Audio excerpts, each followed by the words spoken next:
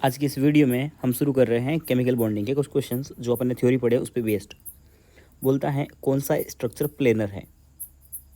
तो आप थ्योरी में मैंने शायद नहीं बताया होगा, जो भी वी शेप होते हैं, जो टी शेप होते हैं, और बाकी तो आपको पता ही है, ट्रायंगुलर प्लेनर, स्क्वायर प्लेनर, बस ये सारे जो होते हैं वो प्लेनर होते हैं। एक नोट डालिए आप अपने नोट्स में, नोट बोलिए V shape molecule, T shape molecule, triangular planar and square planar molecule are planar molecules.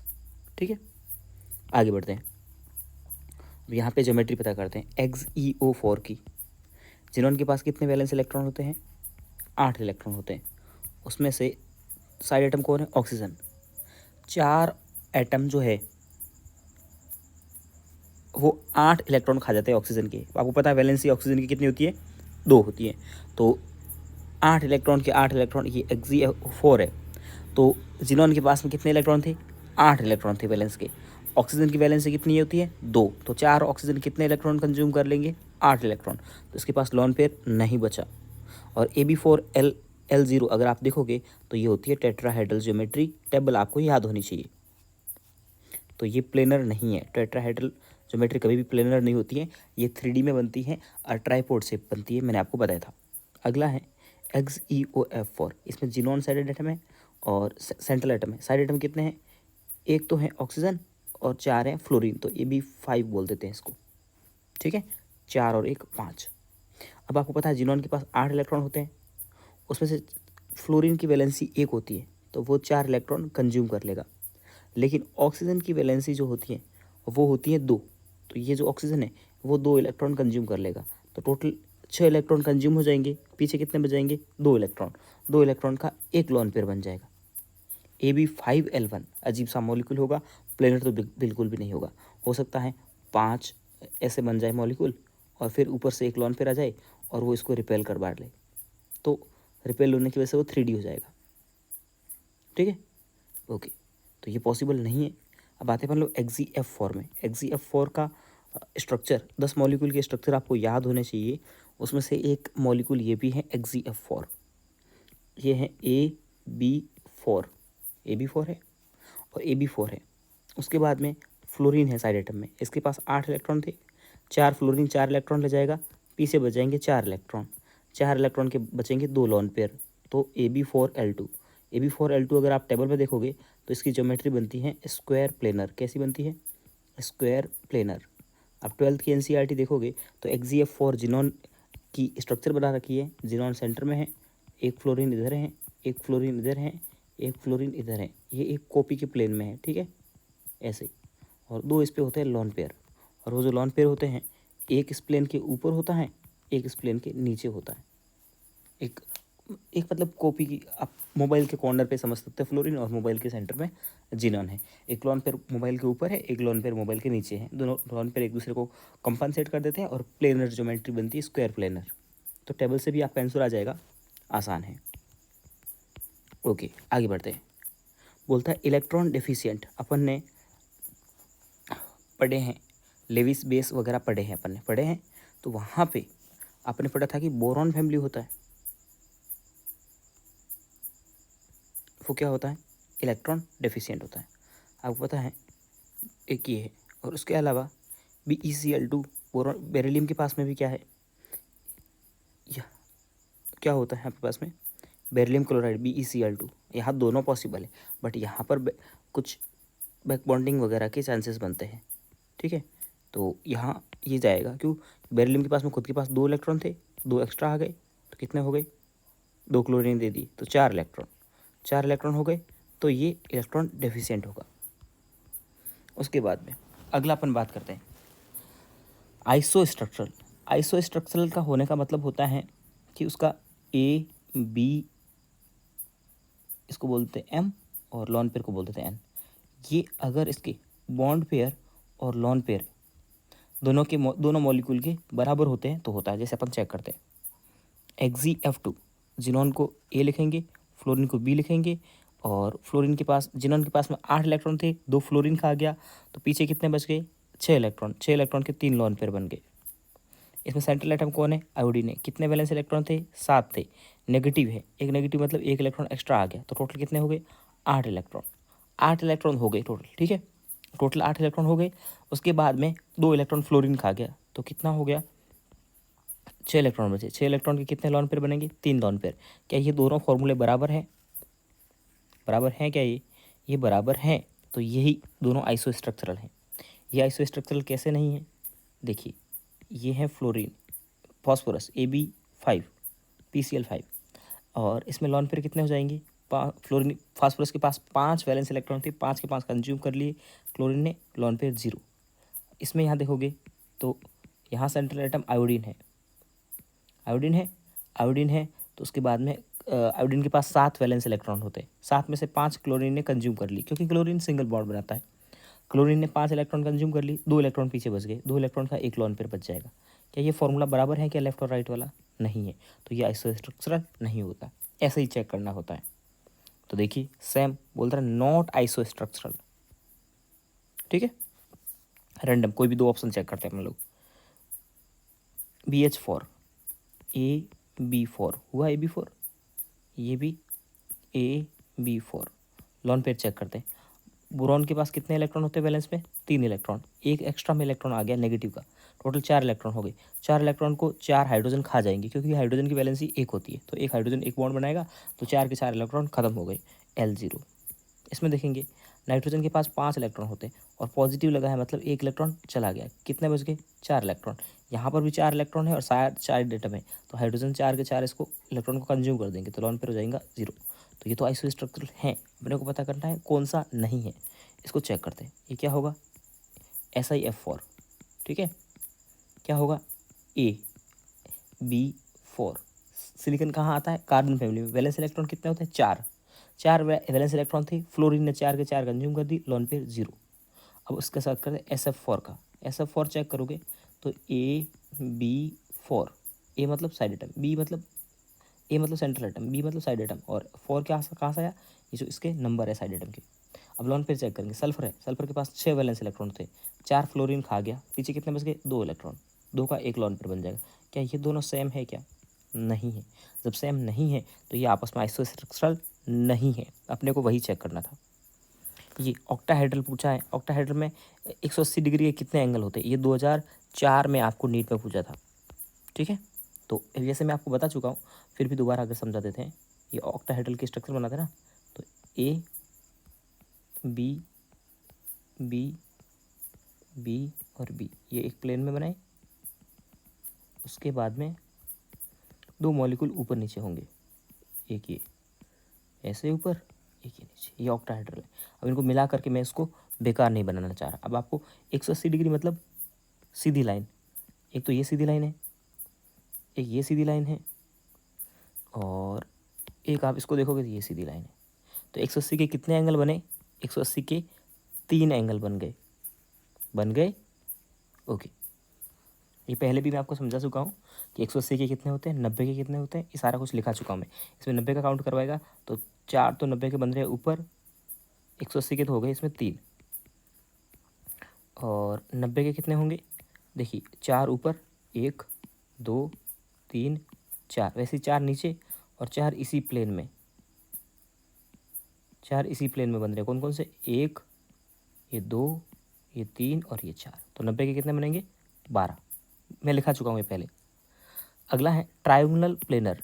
Triangular planar का तो आपको टेबल आनी चाहिए। ट्रायंगुलर प्लेनर कौन सा बनता है? AB3L0।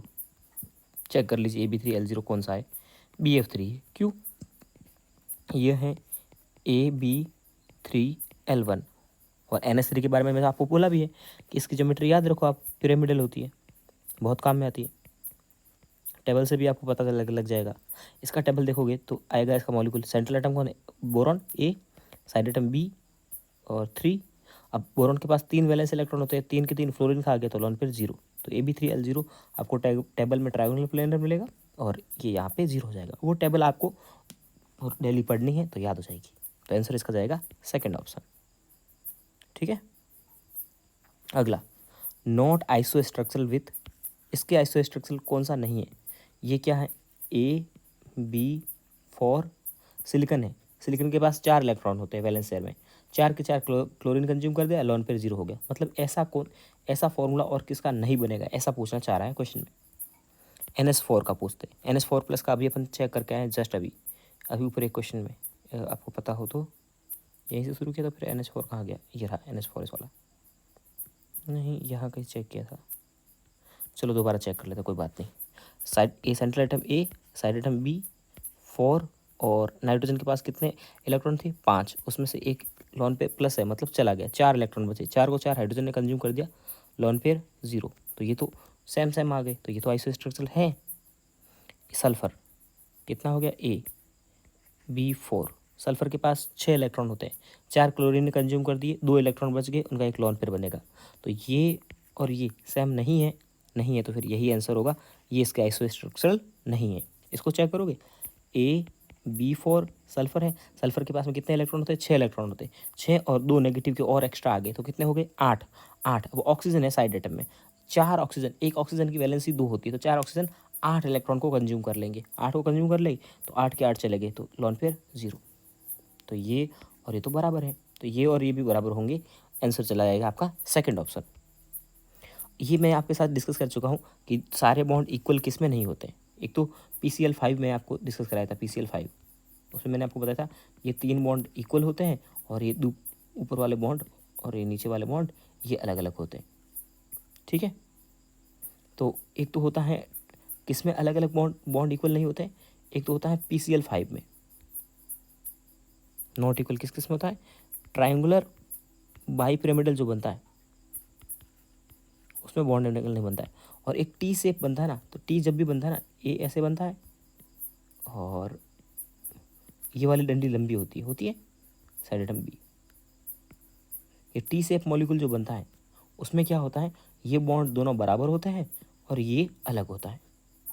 तो टी शेप मॉलिक्यूल कौन सा है, यहाँ पे आप देखोगे ClF3 क्या होता है, central atom A, side atom B3, और लॉन पेयर कितने आएंगे, क्लोरीन के पास 7 इलेक्ट्रॉन थे, 3 फ्लोरीन खा गया, 4 बचे, 4 में 2 0, 2 लॉन पेयर।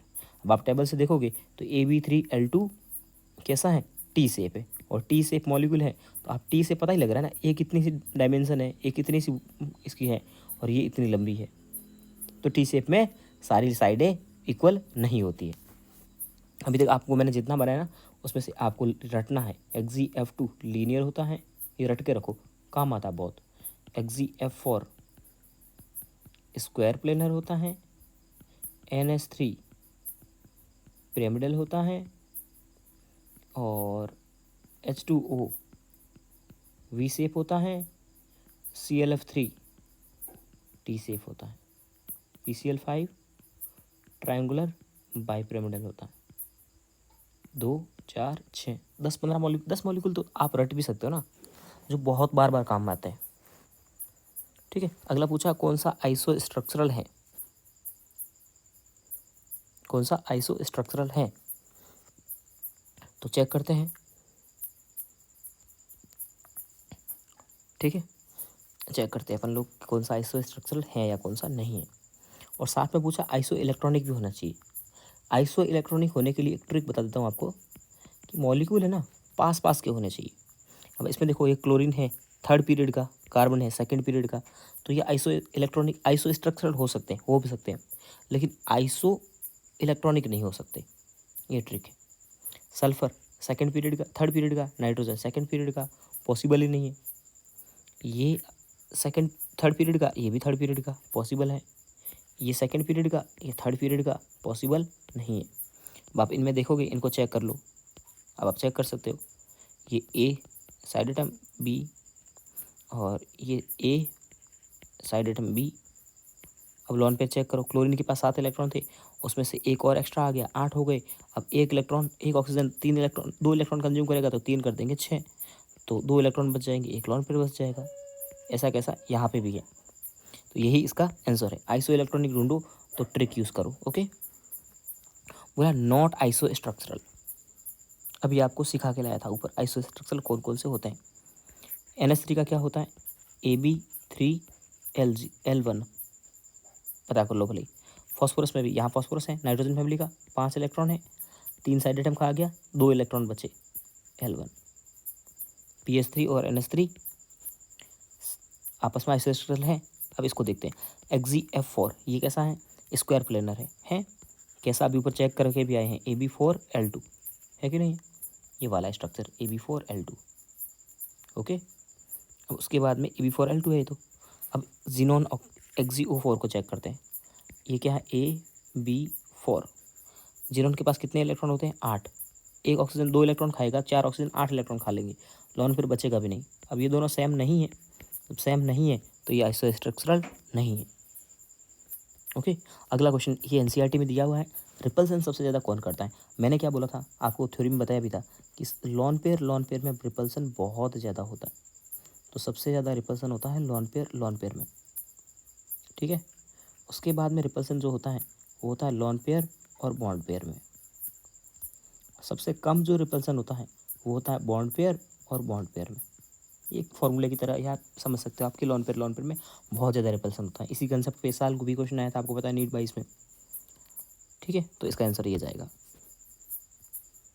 उसके बाद में ये फिर से आ गया, अब XeF4 का आपने रट रखा है, कैसा होता है, स्क्वायर प्लेनर होता है। 4 का सेकंड 2 ऑप्शन में है। ठीक है, और अब अपन एक किसी और का चेक कर लेते हैं, XeO3 का चेक करते हैं, XeO3 का करते हैं। ठीक है, अब इसको सेंट्रल एटम को A, साइड एटम को B।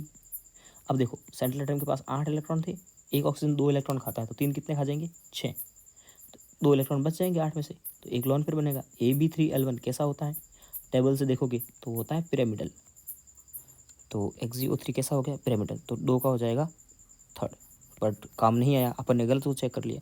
XeF6 को देख करना था, XeF6 चेक करोगे AB6। अब जिनोन के पास कितने इलेक्ट्रॉन होते हैं 8, फ्लोरीन सिंगल बॉन्ड बनाएगा, 6 फ्लोरीन 6 इलेक्ट्रॉन ले गए, एक लोन फिर बच जाएगा AB6L1। अब इसको आप देखोगे तो ये होता है डिस्टॉर्टेड ऑक्टाहेड्रल।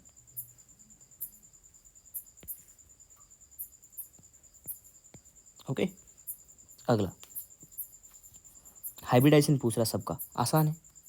NH4+ का निकालते सबसे पहले, NH4+ का हाइब्रिडाइजेशन कैसे निकालते थे, वही इसी को चेक करते हैं। AB4 हो गया, लोन पेयर चेक करते हैं।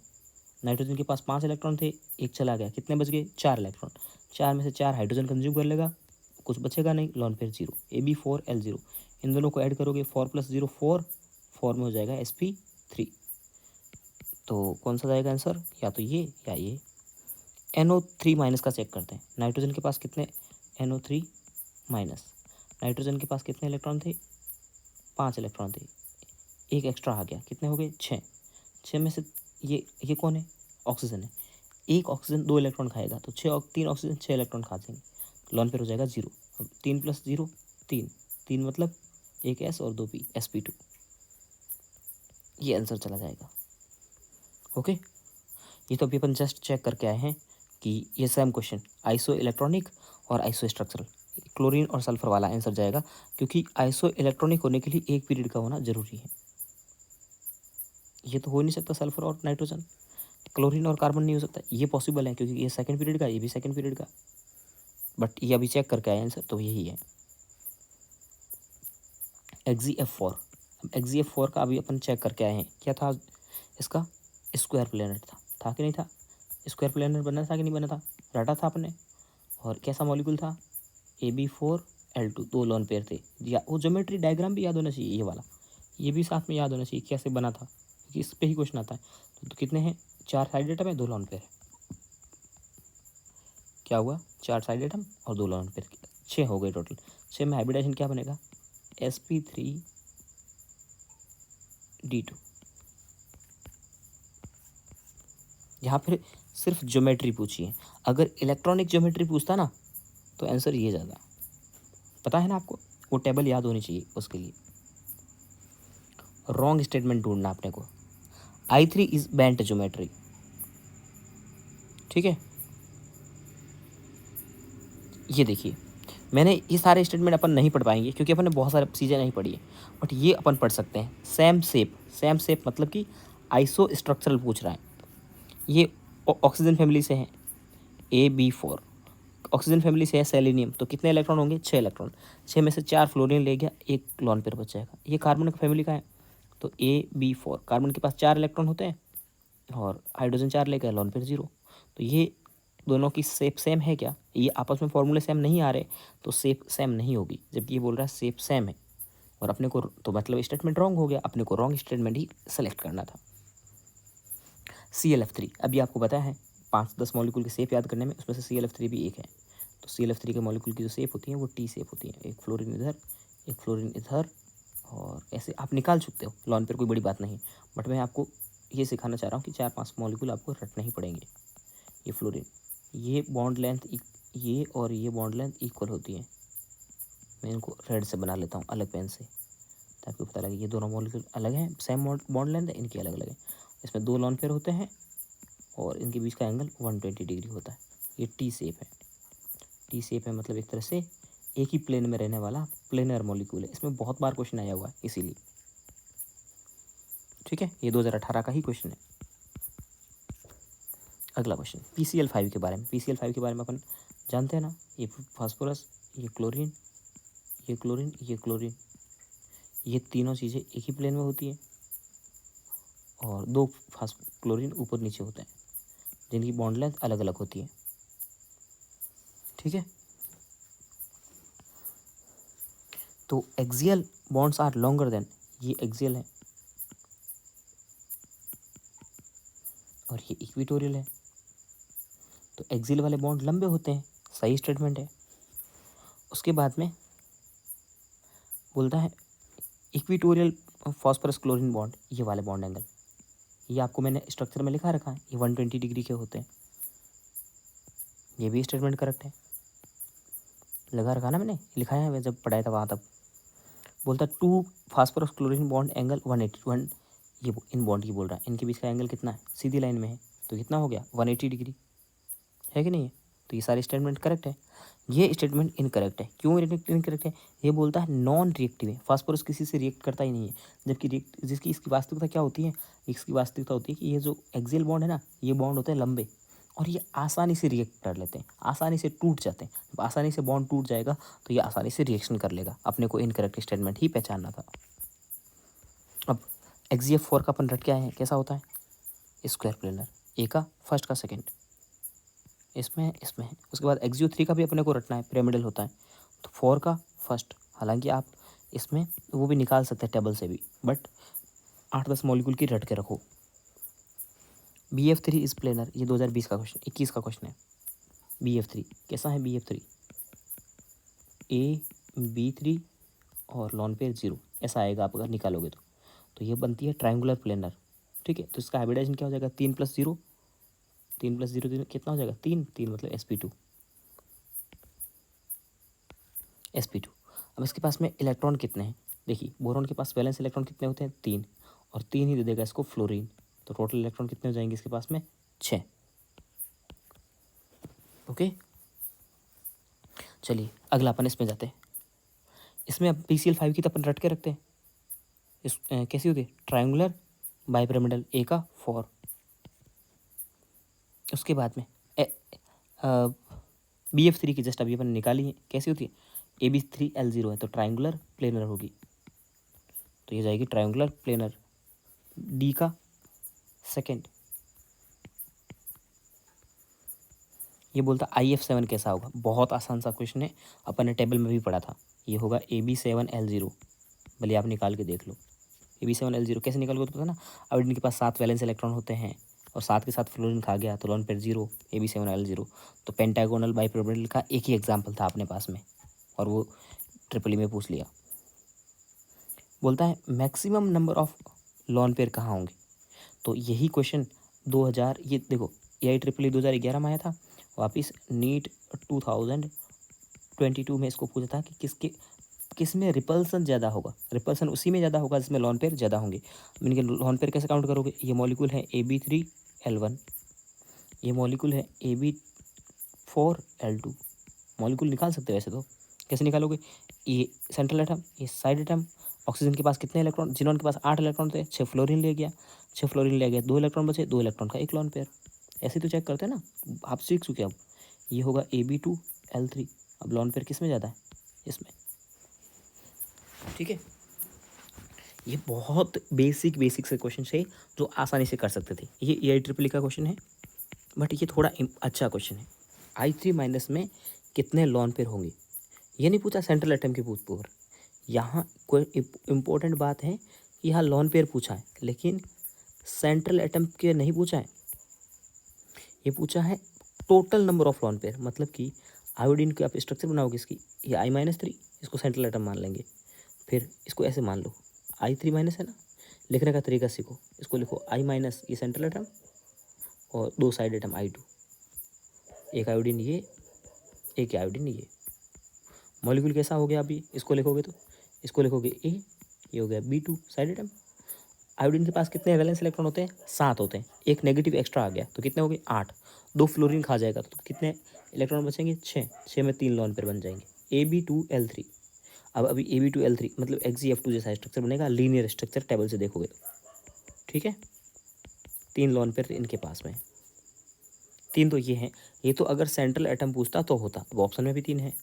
अब इस आयोडीन को देखो, इस आयोडीन के पास में टोटल 7 इलेक्ट्रॉन होंगे वैलेंस शेल में, 1 इलेक्ट्रॉन इसने यहाँ खर्च कर दिया तो कितने बच गए,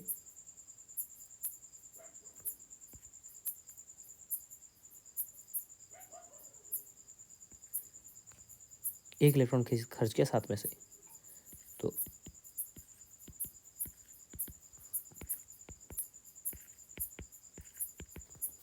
ठीक है, हो गया।